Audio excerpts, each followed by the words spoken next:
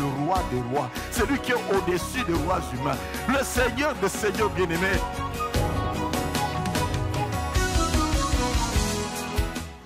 Est-ce qu'il y a quelqu'un qui veut se réjouir dans le Dieu de son salut ce matin? Nous allons le chanter ensemble. Je veux me réjouir dans le Dieu de mon salut.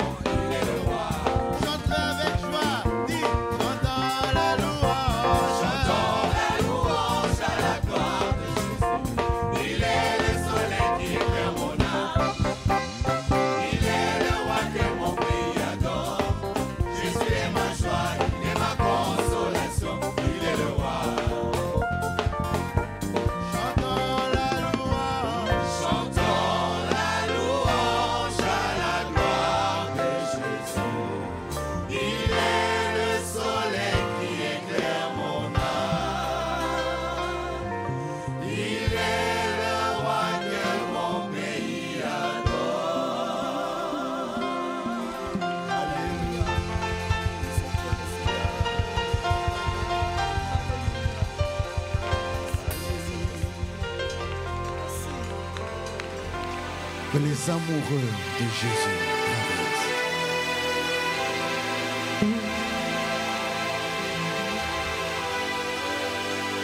Il veut faire de toi le premier ministre d'Égypte. Il commence par te faire vendre par tes frères.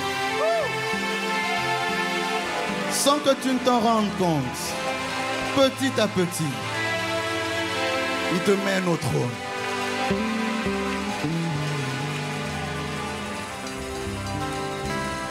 Ne t'inquiète de rien. Tu ne connais pas l'issue de cette situation. Seul Dieu sait. Accroche-toi à lui.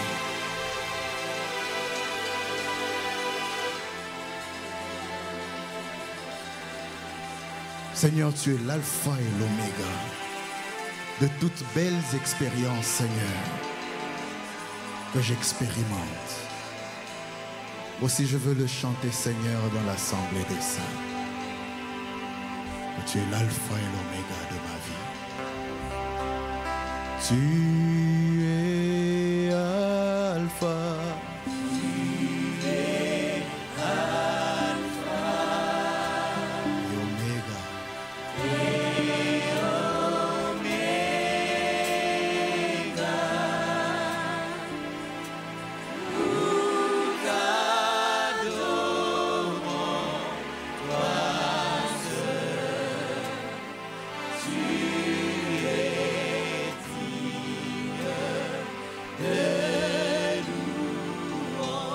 Reçois la gloire, reçois l'honneur.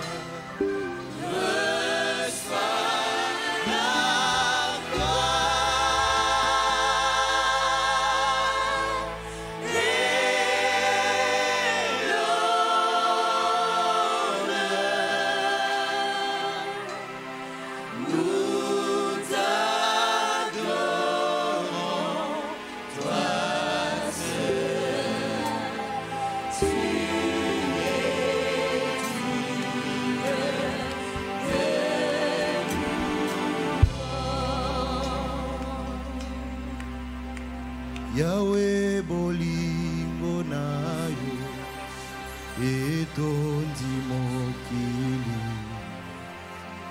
opesa biso mwana na yo mpona kokufela biso kuna na ekulusu Yahweh Nzambe. Tout est parti de l'œuvre de la croix. Totomboli maboko elongo. Totomboli maboko. Onado kumonayo. Tosupimite mana. Biso. Il est incomparable. Azalité. Yahweh Nzambe.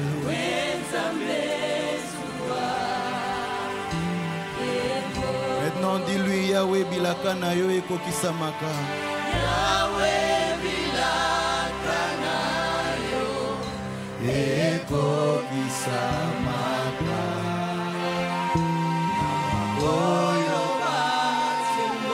Tes promesses s'accomplissent dans la vie de ceux qui croient en toi. Yamalamu osalaka. Yamalamu yosalaka. Yakitoko opesaka. Yahweh Nzambe.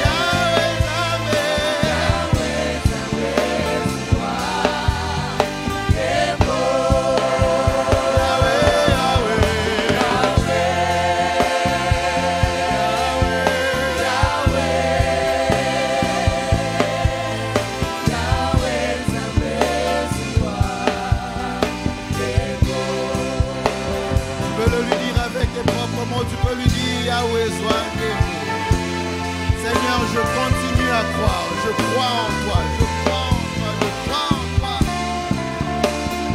Car tes promesses s'accomplissent dans la vie de ceux qui croient en toi.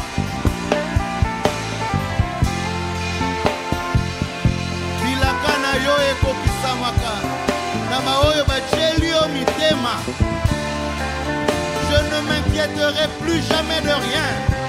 Au contraire, Seigneur, je mettrai ma confiance en toi et je me réjouirai dans le Dieu de mon salut. Yahweh Zwan Kembo. Yahweh Zwan Kembo. Yahweh Zwan Kembo. Yahweh Zwan Kembo. Au lieu de pleurer, je chanterai tes louanges. Au lieu de dire que c'est difficile, je dirai Yahweh Zwan Kembo. Zwan Kembo.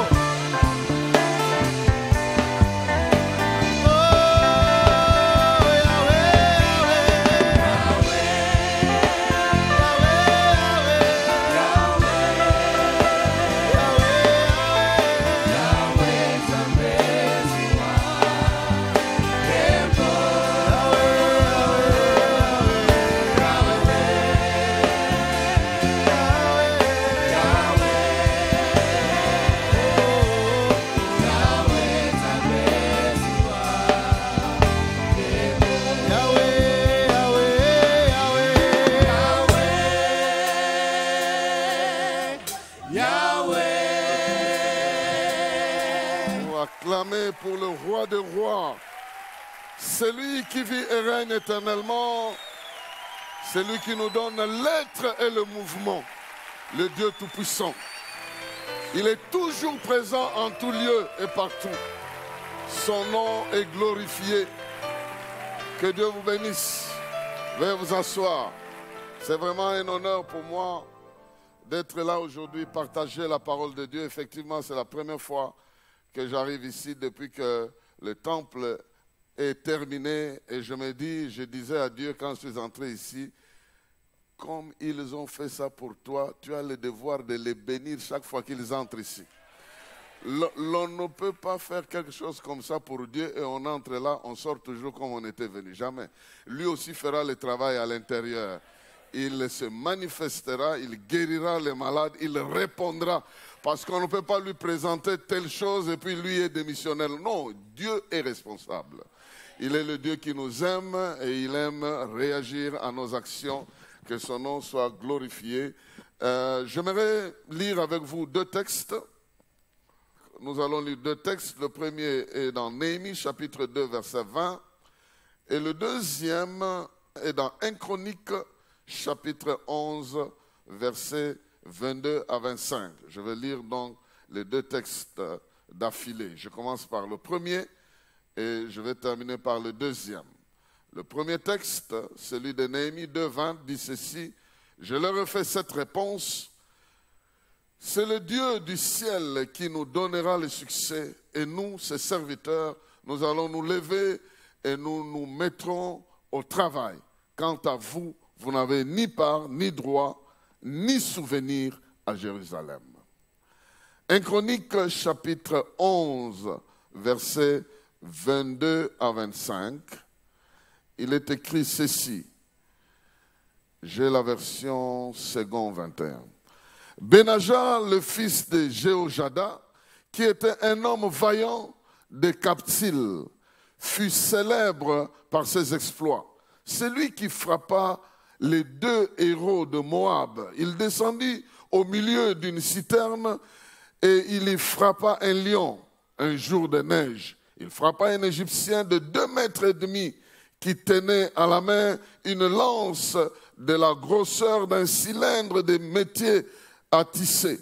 Il descendit contre l'Égyptien avec un bâton, arracha la lance de sa main et s'en servit pour le tuer. Voilà ce que fit Benaja, fils de Jéhojada.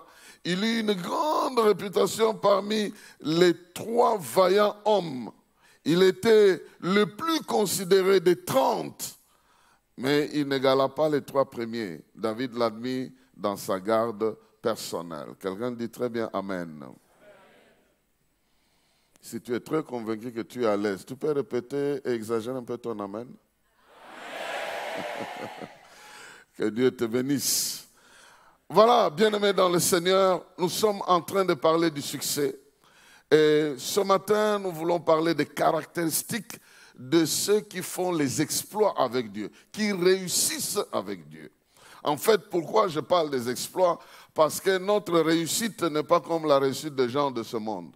Nous avons une réussite au-delà des normes, au-delà des possibilités humaines. En d'autres termes, tu peux réussir là où tout le monde a échoué, parce que celui qui te tient la main n'est pas un simple homme. Il est tout puissant et les moyens qu'il utilise pour te faire réussir, c'est un moyen supérieur au moyen naturel. C'est un moyen surnaturel. J'ai la foi et la confiance que nous allons réussir non seulement parce que nous voulons réussir, mais parce que nous dépendons de celui dont la réussite est déjà garantie, elle est déjà certaine, elle est déjà une réalité dans sa vie. Alors, le premier texte nous renvoie à Néhémie qui avait la mission de bâtir le temple. Il arrive sur le terrain, il constate qu'il a des ennemis d'un côté, et de l'autre côté, il a ses propres frères qui ne sont pas habitués à faire ce genre de choses. Mais ce qui est important, c'est qu'il croyait en un Dieu qui était capable de lui donner le succès. Lorsqu'on lui lance un défi, il déclare que le Dieu du ciel, pas n'importe lequel, le Dieu du ciel va nous donner le succès. Il va nous faire réussir. Le terme en hébreu, c'est le terme prospérer. Il va nous faire prospérer. Et ce verbe veut dire, il va nous pousser. Donc il sera derrière nous pour nous pousser, alors que le chemin est difficile.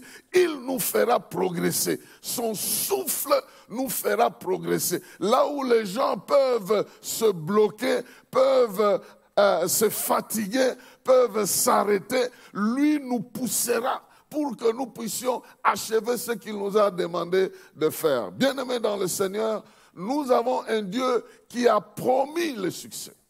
Nous avons un Dieu dont le succès n'est pas un sujet nouveau ou un sujet tabou. Il est le Dieu de succès. Et la Bible dit, heureux l'homme qui ne marche pas selon le conseil des méchants, qui ne s'arrête pas sur la voie des pécheurs, qui ne s'assied pas en compagnie des moqueurs, mais qui prend son plaisir dans la loi de l'Éternel, qui la médite jour et nuit. Il est comme un arbre planté près d'un courant d'eau qui donne son fruit en sa saison. Son feuillage ne se flétrit point. Tout ce qu'il fait lui réussit. Tout ce qu'il fait lui tout ce qu'il fait lui réussit. Donc nous voyons que la réussite est déjà inscrite dans le plan de Dieu. La réussite est déjà inscrite dans la volonté souveraine de Dieu. Et lorsqu'il nous donne un mandat, il nous accompagne dans quelque chose, nous sommes obligés de réussir. Et cette réussite devient comme un exploit parce qu'à côté de nous, il y aura beaucoup qui vont échouer. Que 1000 tombent à ta gauche, 10 000 à ta droite, toi tu n'es pas atteint, tu réussis là où tout le monde échoue. C'est pourquoi notre réussite est une faveur que Dieu nous donne quelque part. C'est pourquoi je l'ai intitulé ainsi comme un exploit. Alors, quelles sont les caractéristiques de ceux qui réussissent avec Dieu et qui font des exploits? Qui font des exploits. J'en ai à peu près 4 ou 5 dont je vais parler rapidement. Dans le deuxième texte que nous avons lu, on nous parle des vaillants héros de David, parce que lui a réussi. Et nous voyons dans sa réussite comment il a fait des exploits. Il a même dit qu'avec Dieu, nous ferons des exploits. Je parle de ce sujet indépendamment de ce que tu traverses, parce que je sais que Dieu va t'amener sur le terrain des exploits. Il est certain que Dieu ne peut pas donner sa parole sans qu'il y ait des résultats. Je m'attends à ce que dans les mois qui viennent, quelqu'un puisse tremper dans les exploits, puisse vivre les exploits. La première chose que nous voyons dans le chef de ceux qui ont fait des exploits avec Dieu, c'est le courage. C'est des gens qui ont le courage pour se battre, le courage pour tenir bon. Ils sont en quelque sorte confiants à la parole qui leur a été donnée. Néhémie était confiant à la parole de Dieu. Et la parole qui lui a été donnée était en quelque sorte le soubassement sur lequel il appuyait sa confiance. Il dit, le Dieu de cieux nous donnera le succès. Pas quelqu'un d'autre, mais parce qu'il a promis de donner le succès, il donnera le succès. Ceux qui réussissent s'appuient sur la parole de Dieu pour avoir le courage d'affronter toutes les situations qu'ils doivent affronter. On nous parle des vaillants guerriers de David qui étaient des combattants, qui se battaient contre des foules. Je vais revenir à ça un peu plus tard parce que je n'ai pas lu tous les textes. Mais ce qui est important ici, c'est de savoir qu'ils s'appuyaient sur la parole de Dieu pour fonder leur courage. Bien-aimés dans le Seigneur, le monde a été créé par la parole de Dieu et tout ce qui subsiste, subsiste par le pouvoir de la parole de Dieu. Nous voyons depuis le départ, Dieu exercer les vaillants à lui faire confiance. Il appelle Moïse. Qu'est-ce que tu as en main? La canne, jette-la par terre. Il jette par terre, la canne devient un serpent. Il dit, reprends par la queue. Il lui donne des ordres pour lui faire comprendre que ce qui est important, c'est qu'il entende sa parole et reste attaché à sa parole. Il dit, tiens le serpent par la queue. Il n'a pas posé de questions si le serpent va se retourner.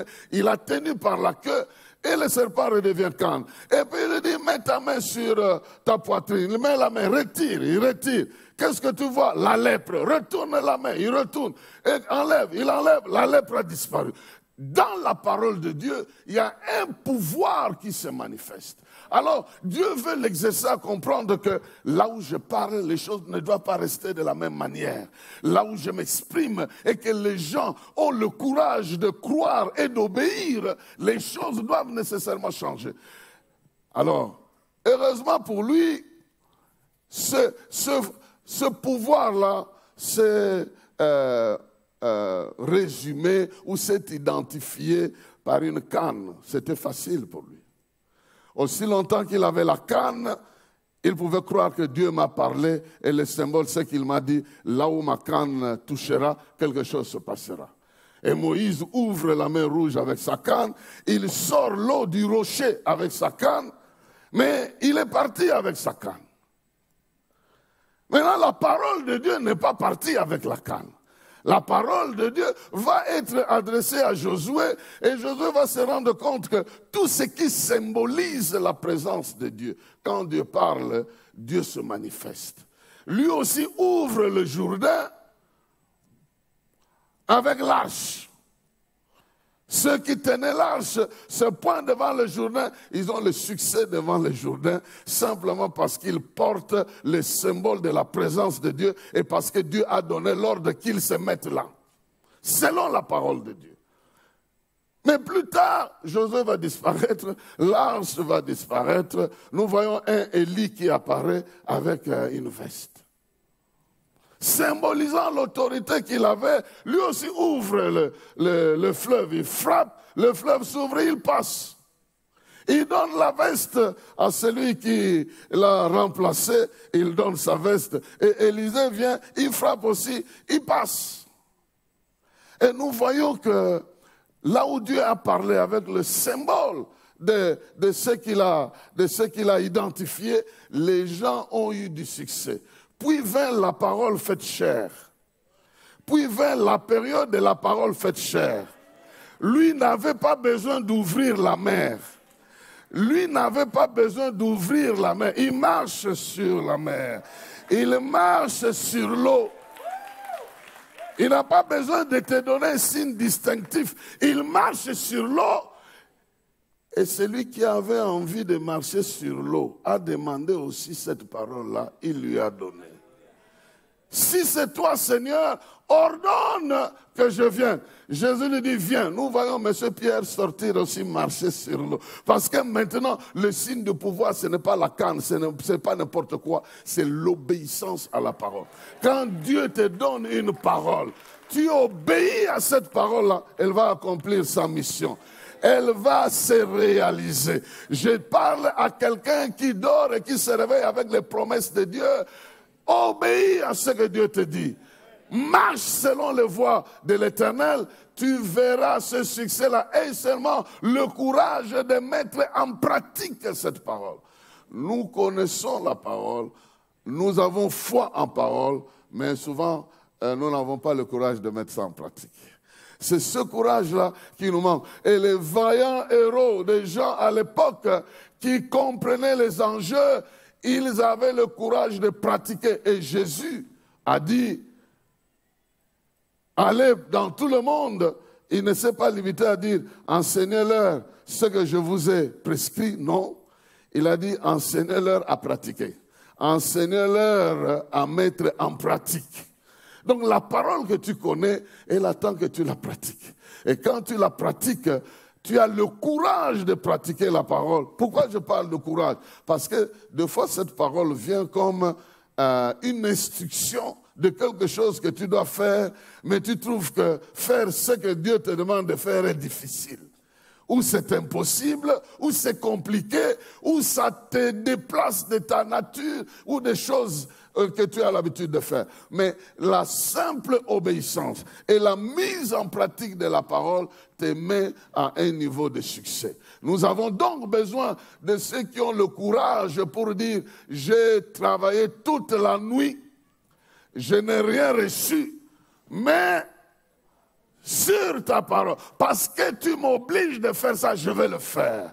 Seigneur, j'ai attendu longtemps, mais parce que tu me demandes de patienter, je patienterai encore, j'attendrai encore. Comme j'ai déjà attendu, je n'hésiterai pas de continuer à attendre. Bien-aimés dans le Seigneur, nous avons besoin d'obéir, mais le courage d'obéir.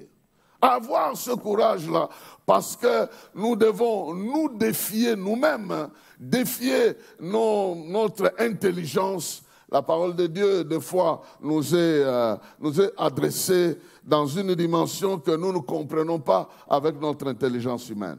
Donc nous avons besoin de nous appliquer avec confiance et d'avoir le courage de pratiquer. Le courage de pratiquer. Si tu acceptes que cette parole, elle vient de Dieu, il te demande de poser un acte, il y en a ceux qui ont vu ce succès.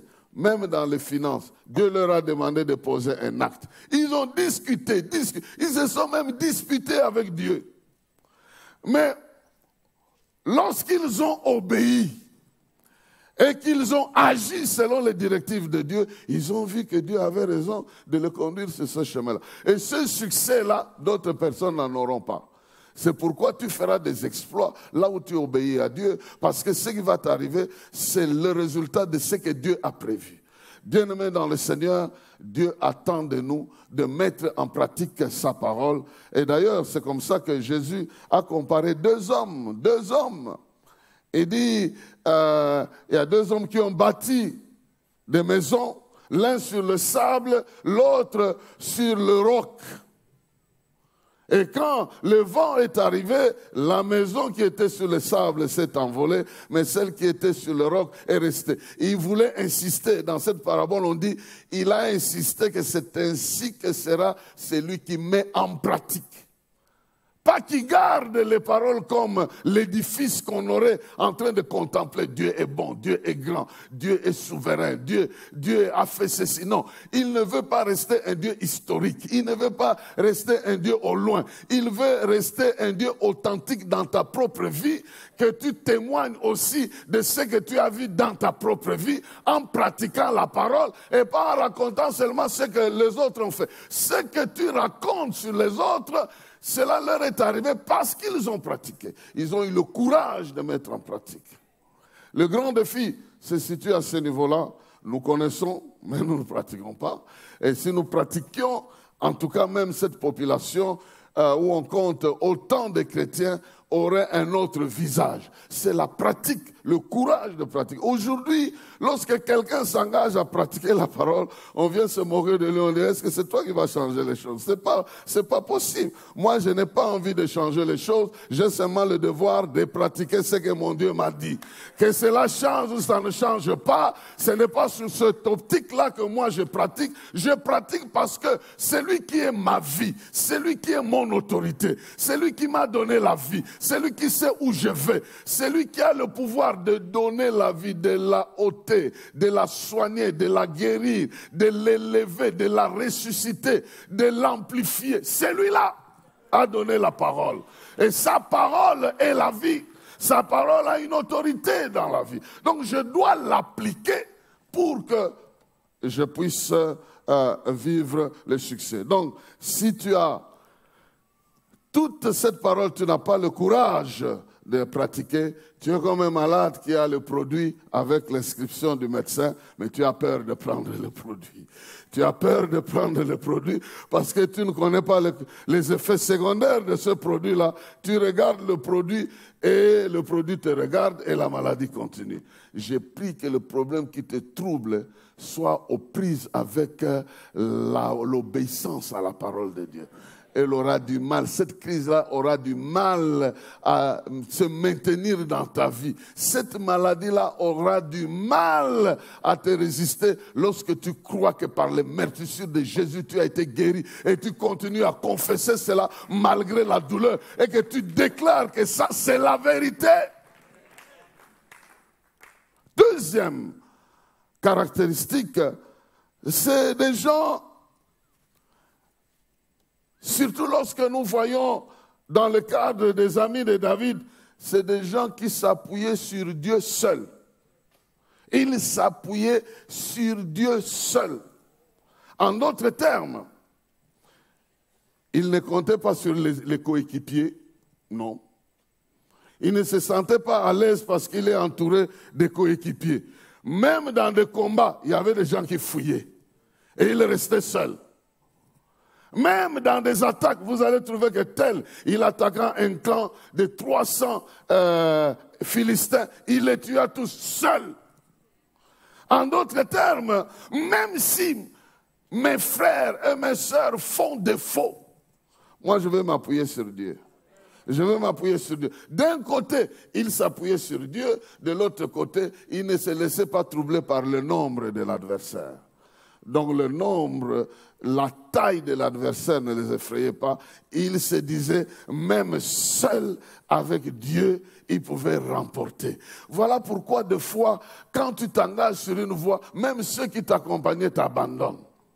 Ils t'abandonnent et toi tu as peur, tu te dis, mais si mon frère m'abandonne, cela veut dire que je ne vais pas réussir. Ta réussite ne dépend pas de ceux qui t'accompagnent et ne dépend pas non plus de ceux qui t'abandonnent. Ta réussite dépend de celui qui est avec toi et qui t'a dit, je ne t'abandonnerai jamais, je ne te délaisserai jamais. Jésus avait 3 de ses coéquipiers les plus proches. Mais le jour où il intercédait pour accepter la coupe de la souffrance et de la mort, ces 3-là étaient endormis.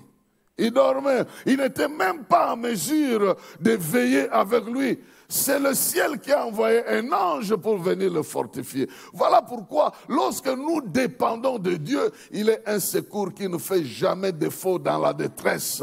Souvent, nous disons nous avons la foi, malheureusement, nous appuyons ça sur les individus.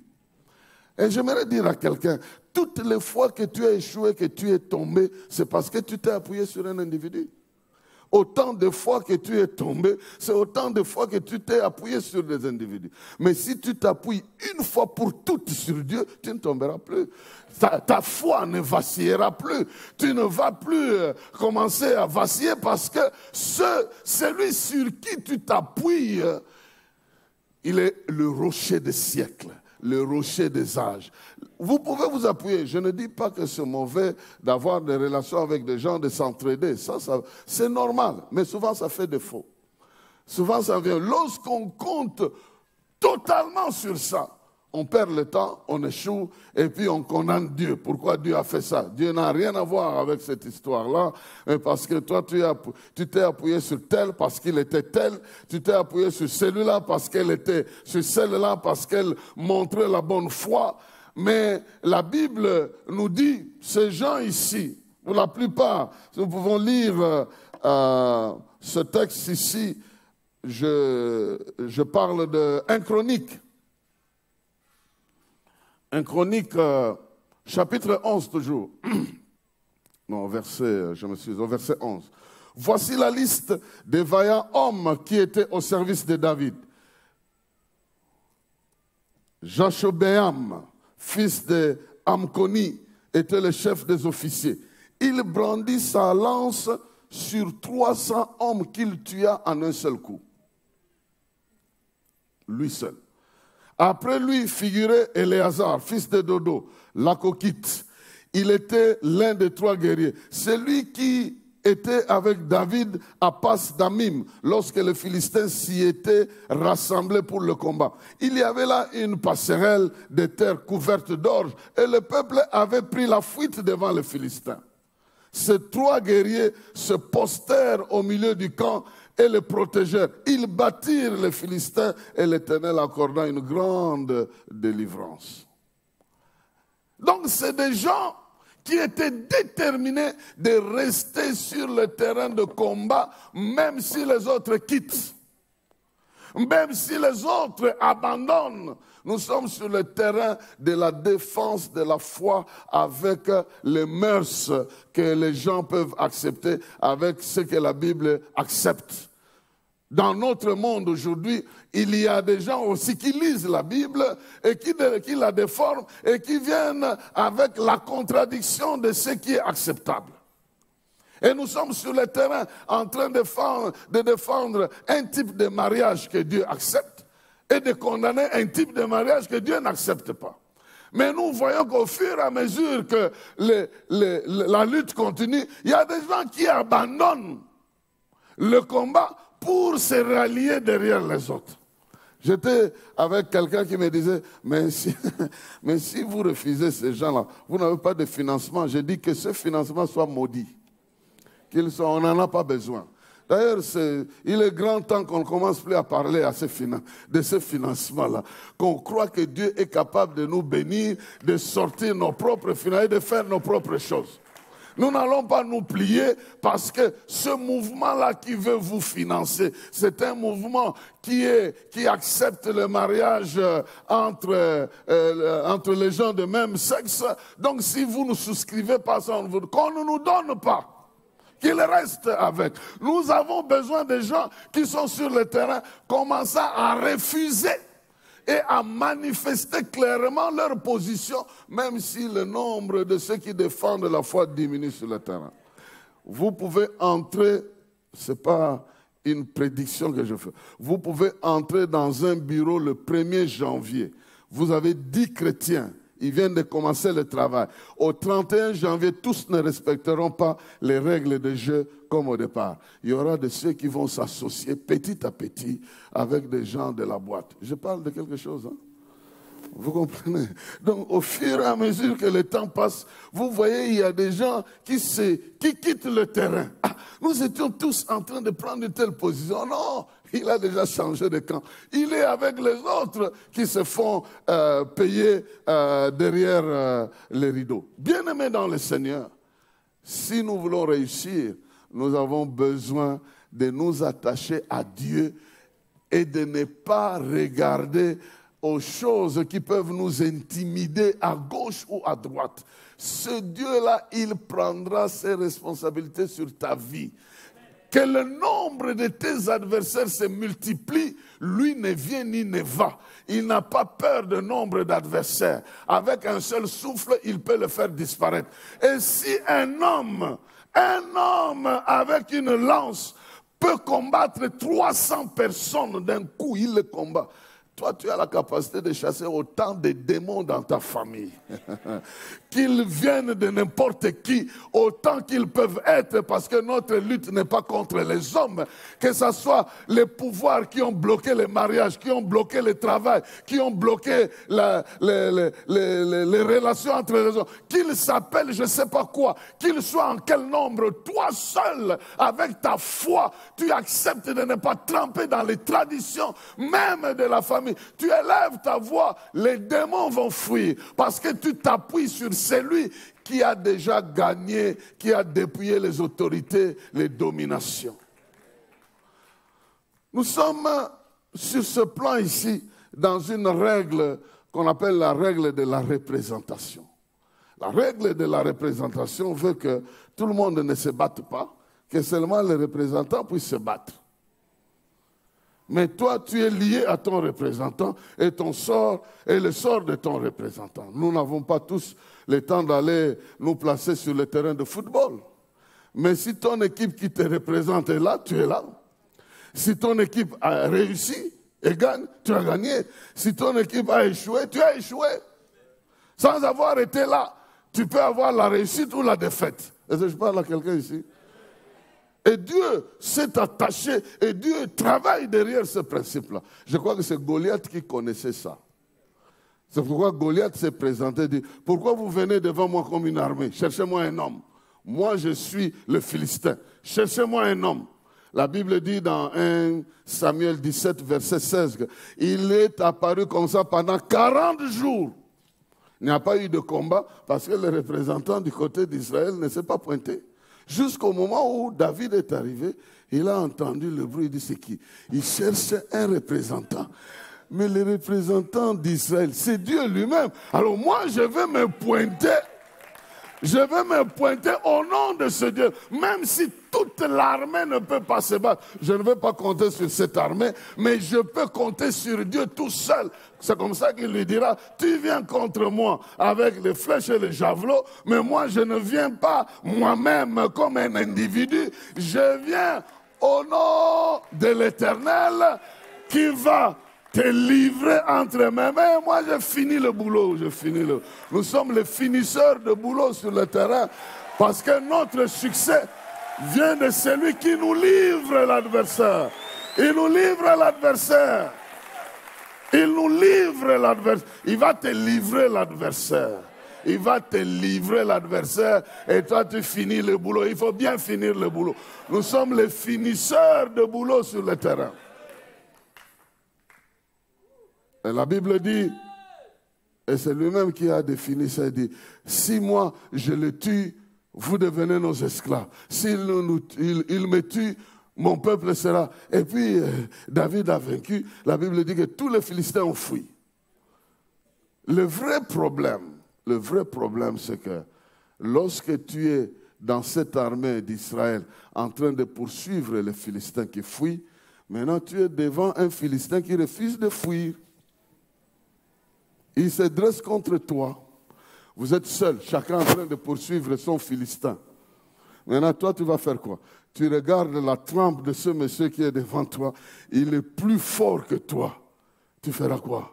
C'est ici qu'il y a la foi dans la règle du représentant. Il dit, le problème n'est pas entre toi et moi. Le problème est un problème de représentant. Comme mon représentant a gagné le tien, je suis dans la victoire, je dois te dompter normalement, tu dois obéir. Si tu ne le fais pas, j'appelle mon représentant. C'est comme ça que Jésus a dépouillé les dominations à la croix. Il a dépouillé les puissances des ténèbres. Malheureusement, les puissances des ténèbres dépouillées à la croix, nous le trouvons dans nos bureaux, nous le trouvons dans nos familles. Comme un esprit de stérilité. Il te dit, moi, j'ai rendu 1 millier de gens stériles tels que je suis là avant d'atterrir dans votre famille. C'est comme ça qu'il incline son CV. Et toi, tu dis, si moi je vis, ce n'est plus moi qui vis. C'est Christ qui vit en moi. Lui n'a pas un CV qu'il est né un jour. C'est le Dieu vivant. Et à cause de ça, je t'oblige de quitter. Vous voyez, bien-aimés dans le Seigneur, si vous vous appuyez sur Dieu seul, et ne pas avoir peur ni de la taille de l'adversaire, ni des autres qui ne sont pas autour de vous, vous n'allez pas avoir peur, vous aurez un succès. Que vous puissiez croire que même lorsque le diacre, l'ancien, le pasteur sera indisponible au téléphone, le cas que tu traites là, tu peux le traiter aussi. Ça peut aussi marcher parce que leur indisponibilité ne rend pas la victoire précaire. Parce qu'il y a un qui restera toujours disponible. Il sera toujours là. Donc ça, c'est la deuxième chose. Ils ont compris le sens de s'appuyer totalement sur Dieu et de comprendre qu'ils n'ont pas besoin du nombre de gens. Si Dieu permet qu'ils soient là, d'accord. Mais si tout le monde quitte, je ne quitterai pas. Je combattrai jusqu'à la fin parce que celui qui est avec moi, il ne quitte jamais le terrain de combat. Il ne quitte jamais le terrain de combat. C'est pourquoi, lorsqu'on a jeté les amis de Daniel dans le feu, on les a vus à 4, mais quand ils sont sortis, ils sont seulement sortis à 3. L'autre là, il reste toujours dans les endroits dangereux pour accueillir les prochains qui vont venir et faire la même chose parce qu'il reste le même hier, aujourd'hui, éternellement. Troisième caractéristique, c'est le fait d'être prêt au sacrifice suprême. Pour démontrer leur amour à ce Dieu-là, à ce chef-là, 3 des 30 chefs descendirent vers David sur le rocher dans la grotte d'Adullam, lorsque le camp des Philistins était dressé dans la vallée de Réphaïm. David était alors dans la forteresse. Il y avait une garnison de Philistins à Bethléem. Pris d'un soudain désir, David demanda « Qui me fera boire de l'eau de la citerne qui se trouve à la porte de Bethléem ?» Alors ces 3 hommes pénétrèrent de force le camp des Philistins et puisèrent de l'eau dans la citerne qui se trouve à la porte de Bethléem. Puis ils l'apportèrent et la présentèrent à David. Mais il refusa de la boire. Il la versa comme une offrande à l'Éternel. Il dit, que mon Dieu me garde de faire cela. Pourrais-je boire le sang de ces hommes qui sont partis au péril de leur vie? Oui, c'est au péril de leur vie qu'ils l'ont apporté. Et il refusa de boire. Voilà ce que firent ces gens-là. Ils sont entrés dans le camp de l'adversaire à leur risque et péril pour amener de l'eau à boire. De l'eau à boire. De l'eau à boire à David, qui a fini par ne pas boire ça parce qu'il a vu ça comme si c'était le sang propre de ses collaborateurs qui se sont donnés. Bien aimé, il y a une petite différence, même pas une petite, mais une grande différence entre ces serviteurs de David et nous. Nous n'avons pas un chef qui a soif que nous devons désaltérer. C'est lui qui nous dit, quelqu'un a soif, qu'il vienne à moi. Et qu'il fasse quoi? Qu'il boive. Nous allons chez lui pour boire et devenir forts sur le terrain. Et si eux, sans avoir eu le secours de leur chef, ils ont donné leur propre vie, nous avons le secours de notre chef. Son esprit est en nous. Sa puissance est en nous. Même si nous donnons notre vie, cela ne change rien parce que lui a déjà donné sa vie pour nous. Il s'est déjà donné, c'est pourquoi il dit, si quelqu'un protège sa vie, il la perdra. Mais si quelqu'un est prêt à perdre sa vie pour moi, il la gagnera. Bien-aimés dans le Seigneur, nous n'avons pas encore pris l'engagement jusqu'à risquer notre vie pour le succès. Souvent, Dieu nous teste comme Abraham. Offre-moi ton unique. Offre-moi ceci. Et nous sommes vraiment en difficulté lorsque nous passons par des épreuves où Dieu nous montre qu'il a besoin de notre engagement, de notre fidélité, de notre détermination dans certains endroits. Pourquoi? Parce que Dieu veut se manifester au travers de notre vie. Dieu est un Dieu des alliances. Il veut que les gens le connaissent au travers de nous. Et si ces gens doivent le connaître au travers de nos œuvres, il faudra que ces œuvres-là soient les œuvres que nous réalisons avec lui et non sans lui. Nous pouvons réussir, comme me disait quelqu'un un jour, il est venu faire une petite confession. et dit, je ne sais plus quoi faire, je ne sais pas dormir chez moi dans ma maison parce que mes meubles me parlent. Hein? C'est la première fois que j'ai entendu ça. Et dit, j'entre dans ma chambre à coucher, mon lit me dit, si tu n'avais pas détourné l'argent du personnel, je ne serais pas ici. Hein? Il entend une voix comme ça. Il sort au salon. Le salon lui dit, si tu n'avais pas bloqué l'argent des frais d'émission de ces gens-là, moi, je ne serais pas ici. Parce que c'est la bénédiction de l'Éternel qui enrichit. Et il n'en fait suivre d'aucun chagrin. Maintenant, si nous travaillons à notre manière et nous avons un semblant de réussite, ça ne va pas faire suivre le chagrin. Dieu veut que nous puissions comprendre. Si nous pouvons réussir par tricherie, c'est que par vérité, nous pouvons aussi réussir. S'il y a de fausses réussites, c'est qu'il y a aussi des vraies. Alors, lui veut que nous soyons dans le vrai parce qu'il veut tirer profit de la vraie réussite que nous devons manifester. Une réussite pour laquelle tu n'as pas honte, tu n'as pas peur. Tu sais qu'en âme et conscience, tu es arrivé là-bas.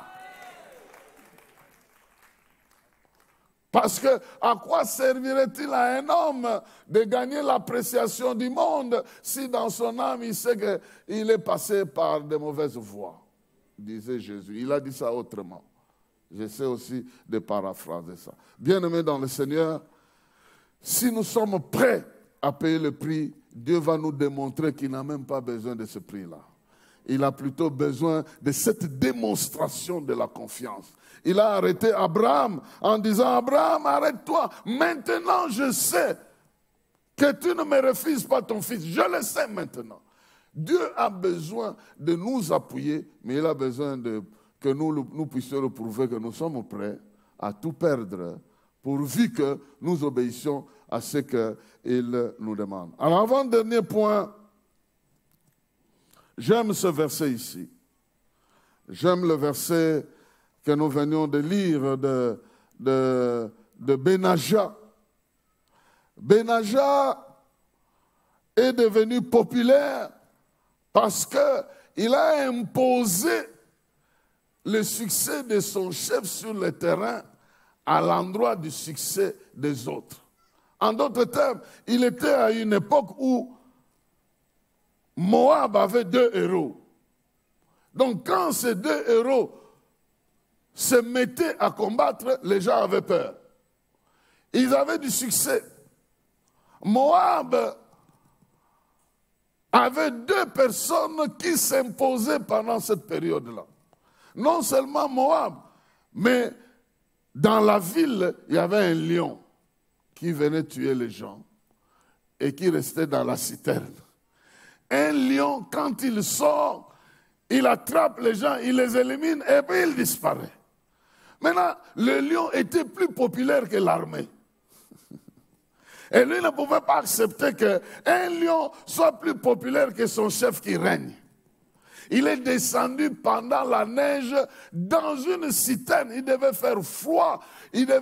Donc il pouvait mourir de froid là-bas. Il est descendu pour se battre contre le lion qui vivait dans la neige. Bien-aimé dans le Seigneur, l'ennemi s'est trop tapé la poitrine dans nos familles, avec des choses qui ne changent jamais, avec des lois qui s'imposent, avec des blocages qui restent presque éternels, avec des maladies héréditaires qui sont élevées jusque dans nos rythmes. Il y a besoin de quelqu'un pour s'élever et éradiquer ces terroristes-là. Au niveau des familles, au niveau de notre vie, nous avons besoin d'éliminer tous ceux qui veulent avoir le succès à la place de Jésus-Christ. Moi, je te dis que même cette crise-là, qui t'effraie plus que l'adoration que tu donnes à Jésus, peut disparaître. Même ce pouvoir sorcier qui s'impose dans la famille pour dire, oui, dans cette famille-là, c'est comme ça. Tu peux te lever et dire, à partir de maintenant, ça ne sera plus comme ça. Ça sera différemment. J'ai discuté avec ma mère qui est venue me dire, oui, mais mon jeune frère, donc mon oncle, et son jeune frère, est allé chez un féticheur. Je crois qu'il voulait éliminer un enfant. Et puis ce féticheur-là lui dit, ah, vous avez dans votre famille un certain Daniel Kawadi. Oui, c'est mon neveu. Et il dit, ah, vous ne pouvez rien faire. Il a lié tout le monde ici. Il dit, vous ne pouvez rien faire parce que je vois une main qui s'agite ici en protection de tous les enfants de la famille. Il a quitté le village. Moi, je n'étais pas là. Il a quitté le village. Il est venu ici. Il a menacé ma mère. Je dois voir ton fils là parce que ce n'est pas possible. Et avant que je rentre, il est mort lui-même. Il est mort. Je l'ai enterré il n'y a pas très très longtemps. Et j'étais triste de l'enterrer parce qu'il a dit, j'étais en train de combattre quelqu'un que je ne dois pas combattre. Et même si je ne le vois pas, mais autour de moi, il y a des forces qui le défendent même quand il n'est pas là. Bien-aimé dans le Seigneur, lève-toi et prends la loi, un décret comme un roi dans ta famille. Tu dis, aussi longtemps que je vivrai et que mon Dieu vivra, aucun sorcier ne bouffera dans ma famille. Au nom de... Je demandais à ma mère, mais comment ton frère qui était tout puissant est mort là? Elle a dit non. Il a confessé, il a abandonné d'ailleurs, il a laissé ces histoires-là. Je dis, ah, c'est des grilles, vous avez fait, oh non, on a brûlé ça. J'ai appelé les pasteurs qui ont fini par brûler ça. Bien-aimés dans le Seigneur, nous avons besoin, et Dieu veut vous donner le succès, et il veut que son nom au travers de vous fasse disparaître ceux qui veulent régner dans votre famille, dans votre vie, même dans votre bureau. Ben, disparaître. Il y a des vrais terroristes, ils entrent là, au nom d'un démon, ils vous terrorisent. Oh non, mais tu dois te lever aussi pour dire aussi longtemps que mon Dieu. Tu n'as pas besoin de dire ça comme les gens entendent. Tu as besoin de parler seulement, de parler la parole, de déclarer qu'aussi longtemps que je vis, aucune force ne m'étranglera, aucune force ne m'intimidera. C'est moi plutôt qui dominerai avec le nom de Jésus-Christ. Il est temps que les chrétiens comprennent que nous n'avons pas besoin de fuir parcelle après parcelle parce qu'on m'a étranglé là-bas, ici aussi on m'a étranglé. Mais on a besoin de gens qui disent, soit ils adoptent notre Dieu, soit alors ils nous laissent tranquilles. Soit ils adoptent notre Dieu, soit ils nous laissent tranquilles. Et s'ils doivent nous laisser tranquilles, ils doivent nous laisser tranquilles. Une fois, quelqu'un est venu me demander, j'ai travaillé, j'occupais une fonction là, dans ce pays-ci. Il vient me dire, c'est plus tard qu'ils m'ont avoué. Il vient me dire, mais la personne me disait, moi, en tout cas, c'est ma famille qui me donne des gris-gris, je me promène avec dans mon sac. Mais nous, on est en train de se demander, toi, c'est comment tu fais? Qu'est-ce qui s'est passé? Ils sont entrés dans mon bureau à minuit. Ils n'ont trouvé ni table, ni fauteuil, ni chaise, rien. La salle était vide. Et ils ont fui. Le lendemain, j'entre dans mon bureau, je convoque la réunion. Tout était en place. Je dis, ah, qui m'a gagné ou bien c'est quoi? Celui qui te garde ne sommeille ni ne dort. Celui qui te protège ne sommeille ni ne dort.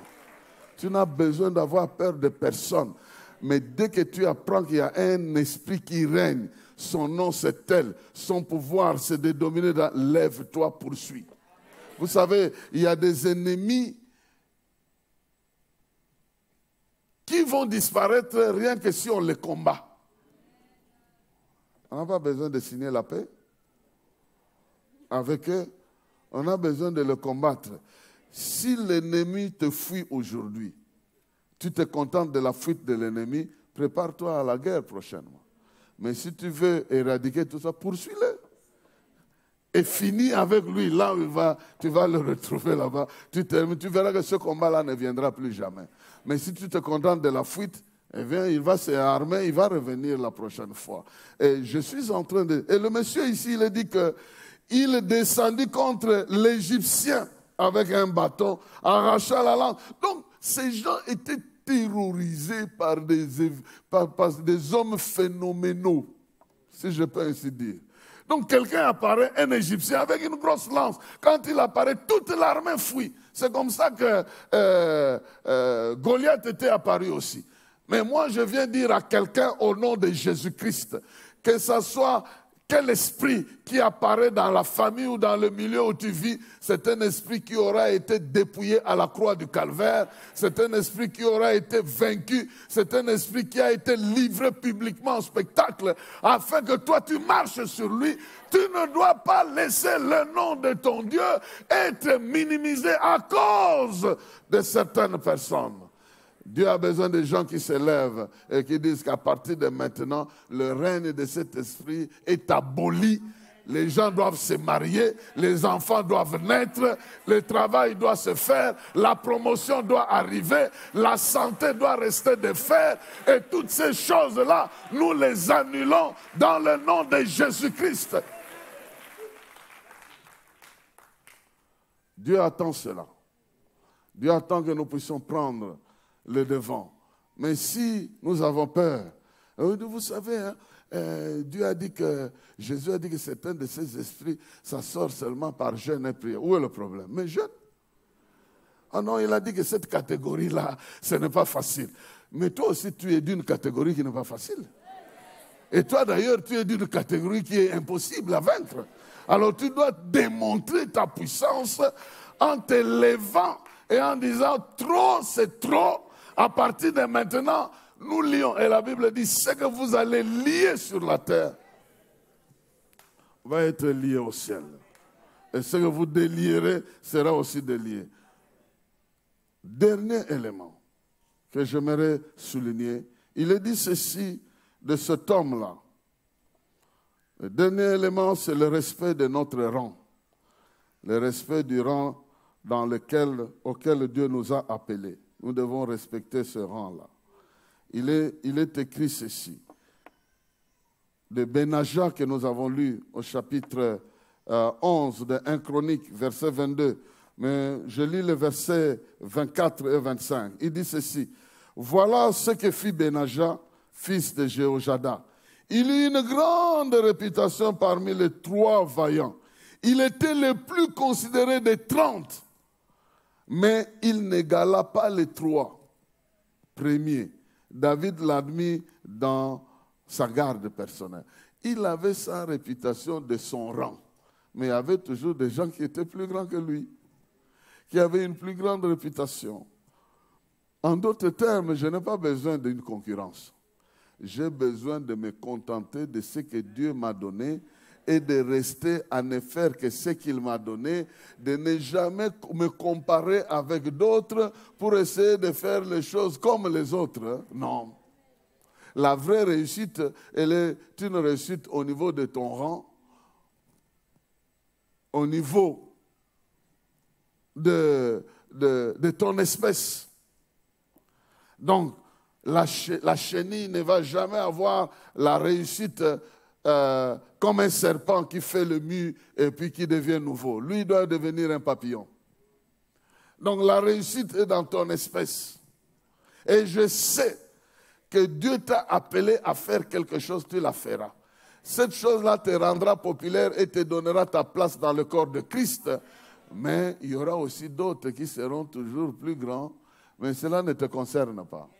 Jésus appelait Pierre pour dire, même tu paie mes brebis. Et la Bible dit que Pierre s'est retourné, il a vu Jean venir, et puis celui-là. Qu'est-ce qui va lui arriver? Jésus dit, même si je dis qu'il ne meurt pas, où est ton problème? Comme disait quelqu'un du théâtre, dit, ton problème c'est laquelle? En fait, ton problème c'est quoi? Il y a un type qui disait, mais ton problème c'est laquelle? En fait, tu n'as pas besoin de te concentrer sur ce que tu ne feras pas. Nous passons beaucoup de temps à envier les autres plutôt qu'à faire notre travail. notre travail est préparé par celui qui nous a appelés.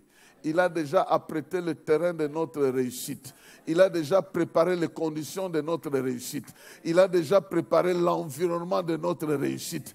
Il n'a pas besoin que nous nous retrouvions dans le rang de quelqu'un d'autre. Il a besoin que nous respections notre rang et nous verrons sa main dans ce rang-là et nous aurons la victoire et la renommée liées à notre vie. Nous n'allons pas avoir la renommée de quelqu'un d'autre et je n'en ai pas besoin. Tu n'as pas besoin d'avoir la renommée de quelqu'un d'autre parce que tu n'es pas quelqu'un d'autre. Tu es ce que tu es parce que Dieu veut que tu sois ce que tu es. Et avec Dieu, Dieu opère avec chacun de nous selon sa volonté et selon ce qu'il veut faire avec chacun de nous. Bien-aimés dans le Seigneur, même les miracles que Jésus a réalisés, il n'a pas réalisé ça de la même manière. Bartimée a été guéri sur le champ. Bartimée a été guéri sur... Fils de David, aie pitié de moi. Le Seigneur s'est retourné. Qu'est-ce que tu veux? Je veux voir qu'il te soit fait. Paf, il a vu.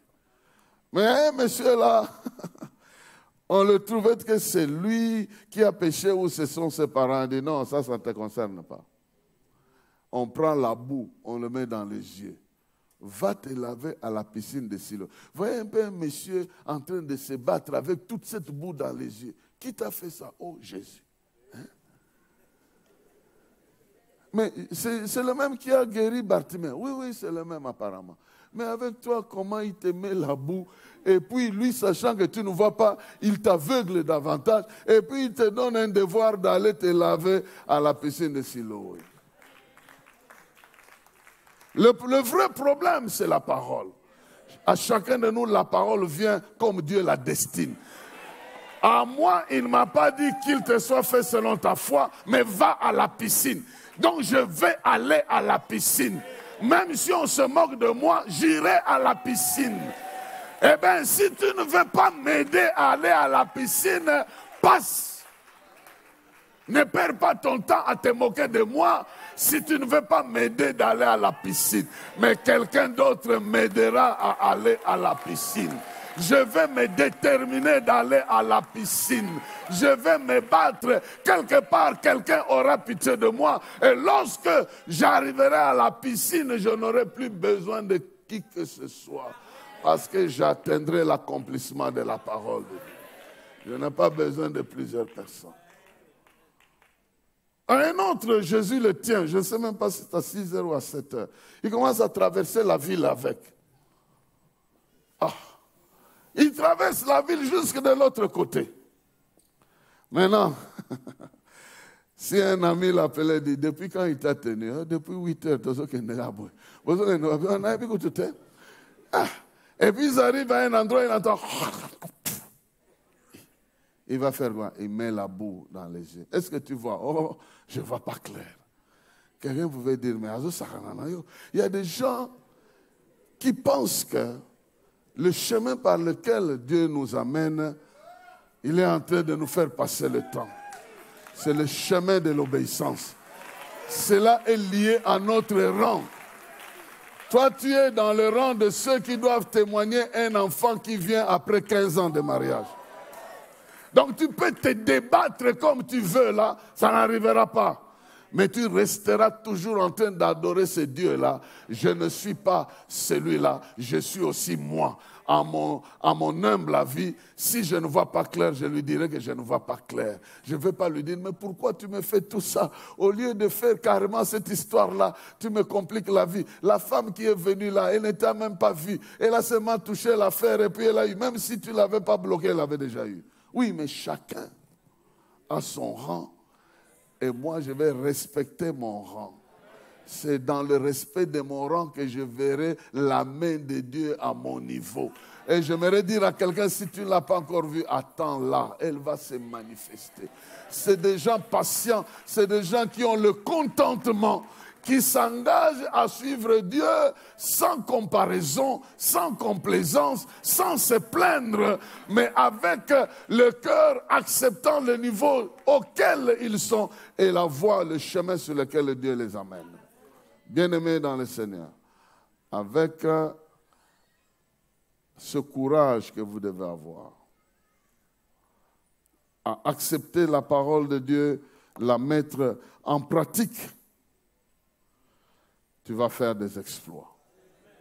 Si tu t'appuies sur Dieu seul et que tu es prêt à donner toute ta vie et tu t'engages à éliminer tout autre nom dans ta vie ou dans ton entourage qui s'élève contre la connaissance de ton Dieu, afin que ton Dieu seul règne et que tu gardes ton rang, tu es un homme ou une femme qui va vivre les exploits.